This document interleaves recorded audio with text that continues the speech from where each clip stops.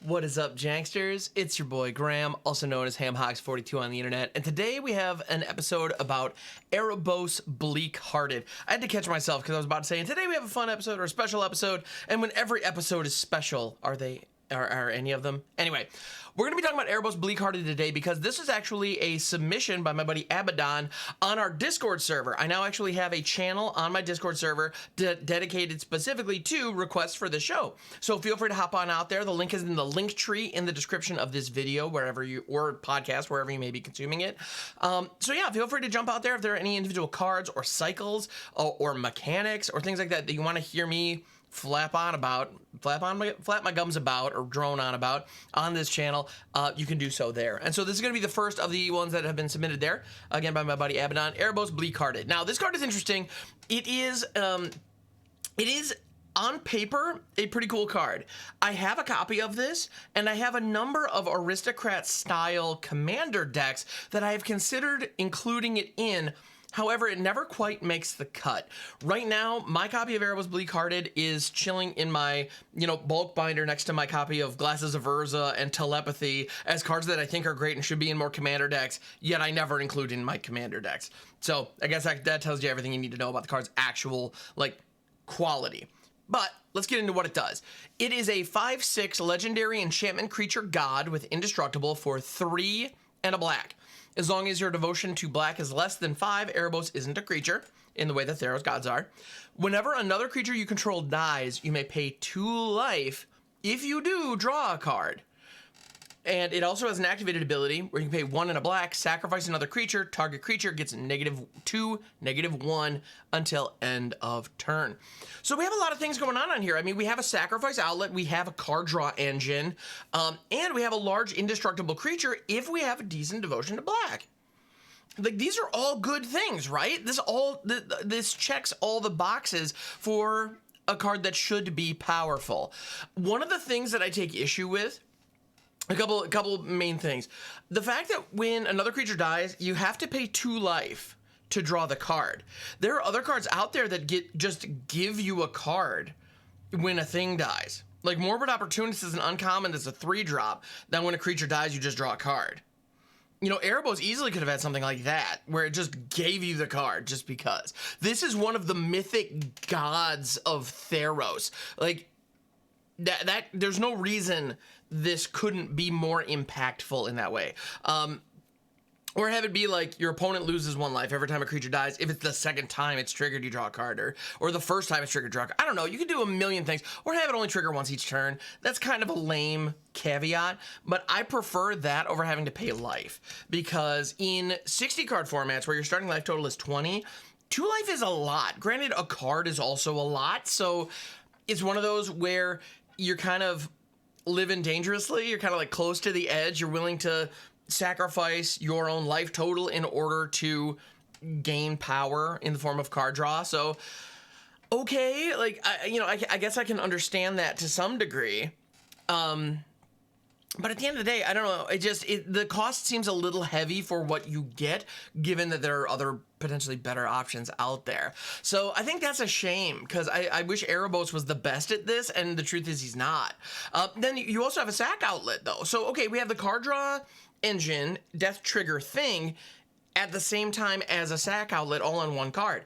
That should be fantastic. However, as far as sacrifice outlets go, one of the key pieces of a sacrifice outlet is how expensive is it for me to trigger, to the point where the only ones that are worth considering in EDH, especially in Commander, are ones that are totally free.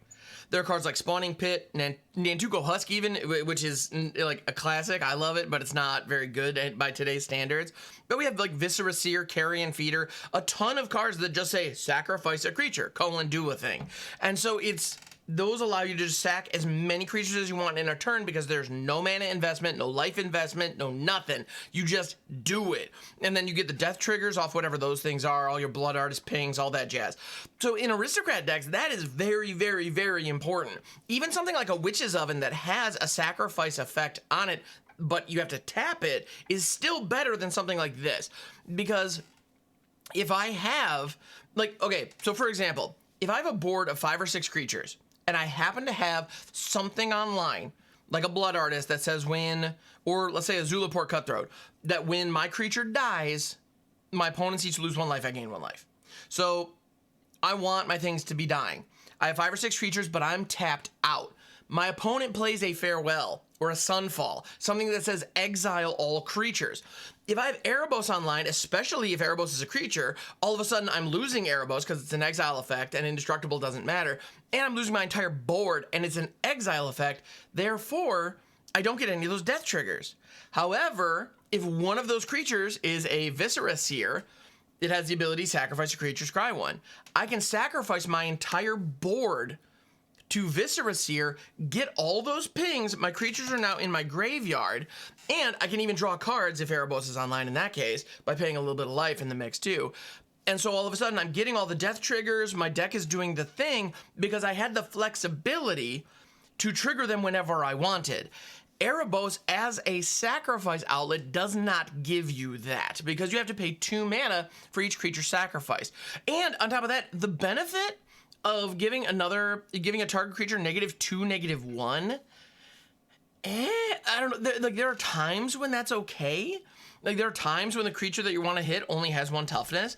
And so paying 2 and 2 life, sacrificing a creature, drawing a card, killing an X1. I mean, it's not terrible, but it's also just not good.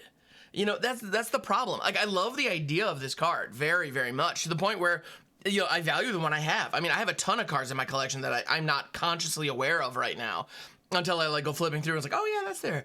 Erebos is one of those, I know I have it. You know, like when I was opening Theros Beyond Death back in the day, I opened a copy of Erebos and I opened a copy of Heliod. Those were both really good hits that I remember. I also came across, I ended up acquiring multiple copies of Kroxa. I must have cracked at least one of them, because I don't know. My dad cracked one of them and he gave it to me. I know that. Anyway, regardless, there was a lot of good stuff going on in Theros Beyond Death, by the way. It was a really fun set. And unfortunately, Erebos ended up being kind of the bulk mythic, which is really a shame, because the character's really awesome. And the thing is, with Erebos, we see that throughout kind of history. Like, he has his own kind of mechanical identity. He's the lord of the underworld, right? And so as a result, he clearly wants creatures to be dying. And he also has kind of a theme throughout other cards that have bore his name, around life, leveraging life as a resource, and like as in your life total. So there's the mortality of your creatures, and then there's also the mortality of you, the player, that Erebos is willing to weaponize or bolster in various ways. Like, the one I want to point out is the Whip of Erebos. This is a card from the OG Theros that is a legendary enchantment artifact. Now note, it's not an equipment despite clearly being a weapon, which is kind of interesting. But, well, that's true of all the weapons of the gods. Like, mere mortal creatures can't pick them up, I guess. But Whip of Erebos is 2 black. Creatures you control have lifelink. Being able to give lifelink to your entire board, that's usually worth 4 mana in Commander, so this is pretty good. And it also has the ability to black, tap, return target creature card from your graveyard to the battlefield. It gains haste, exile it at the beginning of the next end step. If it would leave the battlefield, exile instead of putting it anywhere else. Activate this ability only anytime you can cast a sorcery. So it basically just, it's unearth for 4 for any creature in your graveyard. So it's a cool effect. Like, Whip of Erebos is really strong. And it bolsters your life total in a way, and which is not, you know, it's thematically, it kind of makes sense with Erebos Bleak-Hearted, because you're spending your life total to draw cards as your creatures die.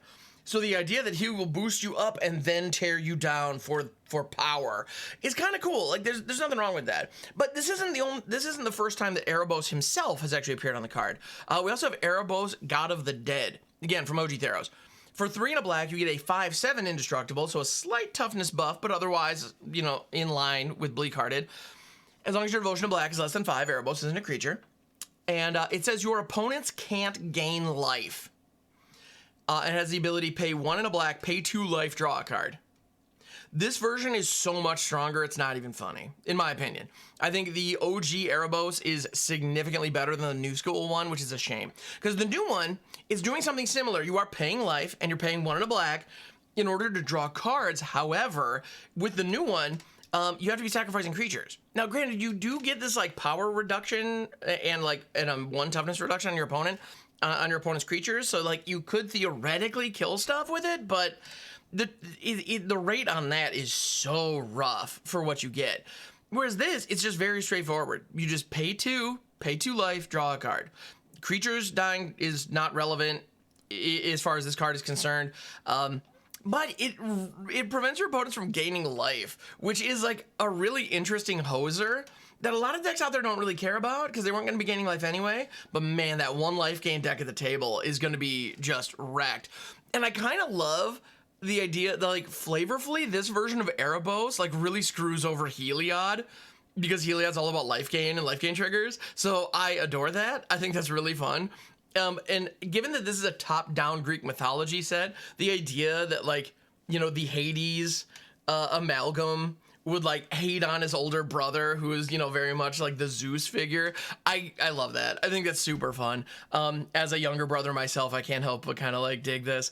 I don't believe... Given that Theros gods are, like, born out of people's devotion, I don't think they have any kind of family structure the way the Greek gods did. But regardless... that's my headcanon. I'm going to enjoy that. But anyway, Erebos Bleak-Hearted, it's a cool card in theory. And we get cool artwork.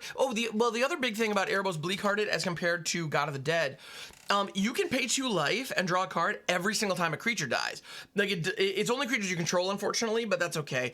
So if you're sacrificing creatures for other things, if you have other sacrifice outlets, this does give you card draw. So that's fine. Again, there are some better options out there, but if you really need redundancy on that front, this can get you there. The fact that it's a May is also really important. You're not going to kill yourself off this, which is huge. That's huge.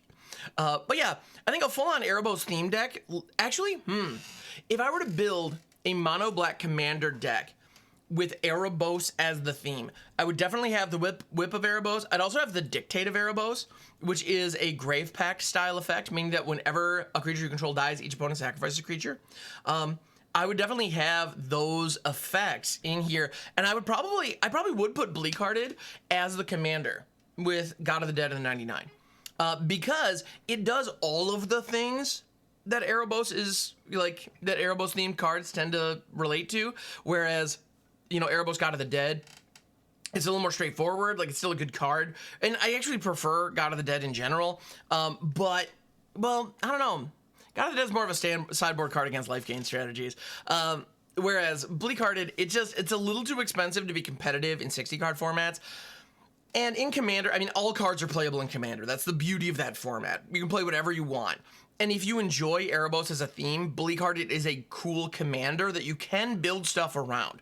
A mono black aristocrats deck with Erebos Bleak-Hearted at the helm, that could have some bite to it. That could be a decent commander deck that could really get some work done. At the end of the day, you would have to have just a lot of the generically good, you know, aristocrats cards in the deck, and you don't have access to red. So there are a lot of really cool cards that you can't do. Like Mayhem Devil's not going to be a thing that you could run in here. But regardless, it could be done, and an Erebos theme deck with Bleak-Hearted at the helm, I think it'd be interesting. It's actually kind of fun. It's funny, the more I talk about it, the more I like it. Who knows? Maybe it will find its way into one of my commander decks in the not too distant future. Actually, I could probably fit this into my Olivia deck. I might tinker with that. Anyway, I hope you all have a phenomenal day, weekend, week, month. I hope they're all great. Thank you for checking out this edition of the Overthinking MTG podcast, available anywhere podcasts are available, and as well as on YouTube. So thank you so much. I appreciate you, and I'll catch you on the next one.